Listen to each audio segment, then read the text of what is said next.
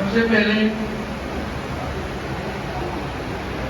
मैं पटेल दीपेश, गुजरात प्रदेश अध्यक्ष पैरामिलिट्री संगठन।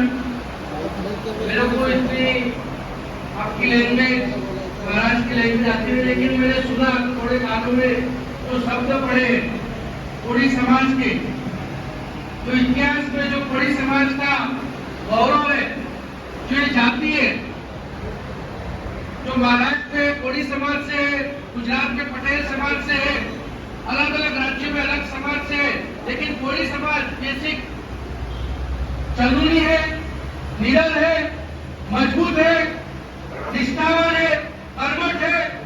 जो इनमें जो शक्तियां है, इस समाज के अंदर जो शक्तियां है, और मेरे को गुजरात टीम को यहाँ आपके इस कार्यक्रम में आमंत्रित किया और ये सौभाग्य प्राप्त हुआ, इसलिए मैं सभी यहाँ समाज के बहनों भाइयों सभी को मैं प्रणाम करता हूँ, नमन करता हूँ, सैल्यूट करता हूँ।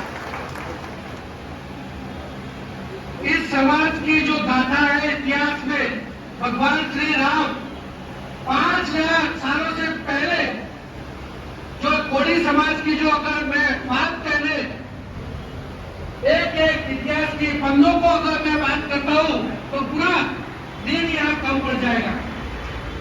लेकिन मैं समाज का जो महानुभाव स्टेज पे है, जिन्होंने कार्यक्रम खास करके एडवोकेट गणेश सोनवणे साहब, हमारे महाराष्ट्र के अध्यक्ष रामदेव साहब, पैरामिलिट्री के उपाध्यक्ष, जो सभी और इस कार्यक्रम को आमंत्रित को स्वीकार करके कार्यक्रम को सफल बनाने के लिए जो आप यहाँ उपस्थित हो, फिर से मैं हृदय से, अंतःकरण से आप सभी का अभिवादन करता हूँ, नमस्कार करता हूँ। बेसिकली क्या है, जो कोड़ी समाज है, मैं पैरामिलिट्री बीएसएफ से देखा है, तो जो समाज है हमारा ट्राइबल एरिया मानते हैं, एसटी, एससी और पटेल, एक तरफ तीनों समुदाय एक ही है, कोड़ी समाज ही है। लेकिन इन समाज को अगर देखा जाए, किसान भी वही समाज है और जवान भी वही समाज है।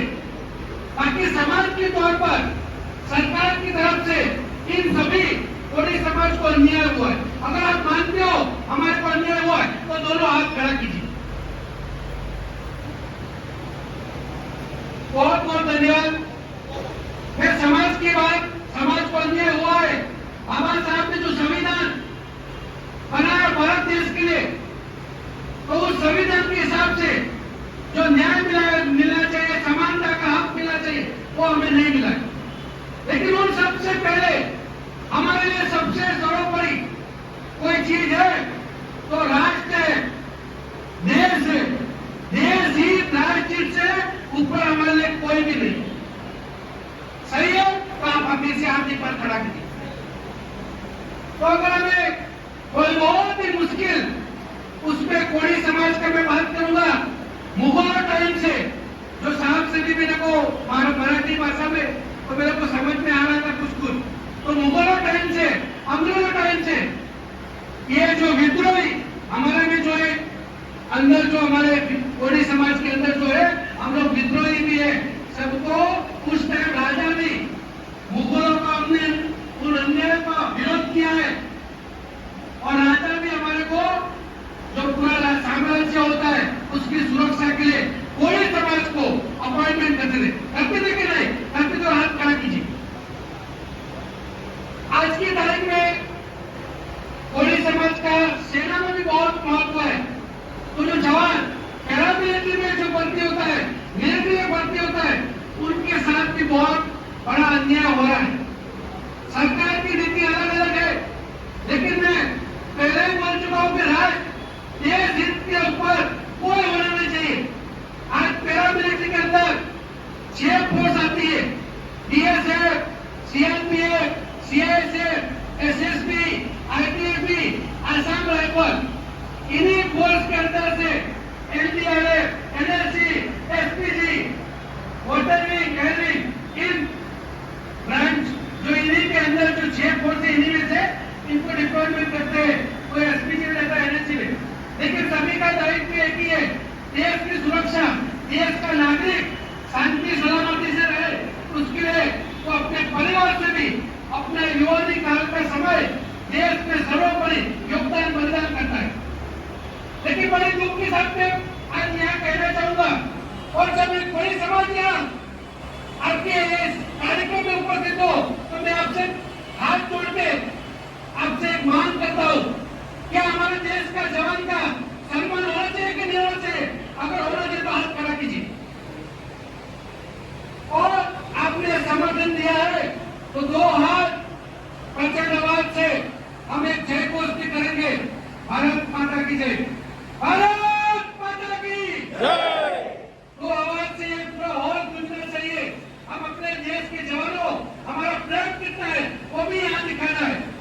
भारत माता की जय, भारत माता की जय, भारत माता की जय। बहुत बहुत धन्यवाद। आम नागरिक चाहे कोई भी समाज का हो, वो जवान को तो चाहता ही है, लेकिन मैं एक बात आपको कहना चाहूंगा, जो पैरामिलिट्री के हमारे जो जवान है, आर्मी का जो जवान है, जो आर्मी है, हमारी सेना है, आर्मी एयरफोर्स नेवी, किसी भी देश की आर्मी सेना उन जनसंख्या के मुताबिक, यानी संयुक्त राष्ट्र ने एक नियम बनाया है, उस नियम के तहत किसी भी देश की आर्मी उतने एक पर्टिकुलर जनसंख्या के हिसाब से गिनती क्या है, इतनी आर्मी उतरती। तो उस टाइम तत्कालीन प्रधानमंत्री श्री माननीय इंदिरा गांधी जी ने बोला कि आर्मी मानव अधिकार के नियम के कारण वो आप पब्लिक के बीच में नहीं जा सकती, और संयुक्त राष्ट्र के नियम के कारण लड़ाई शांति के समय में बॉर्डर में डिप्लॉयमेंट नहीं हो सकती।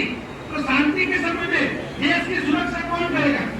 इसलिए बीएसएफ, सीआरपीएफ, सीआईएसएफ ऐसी एक्टिविटी आसान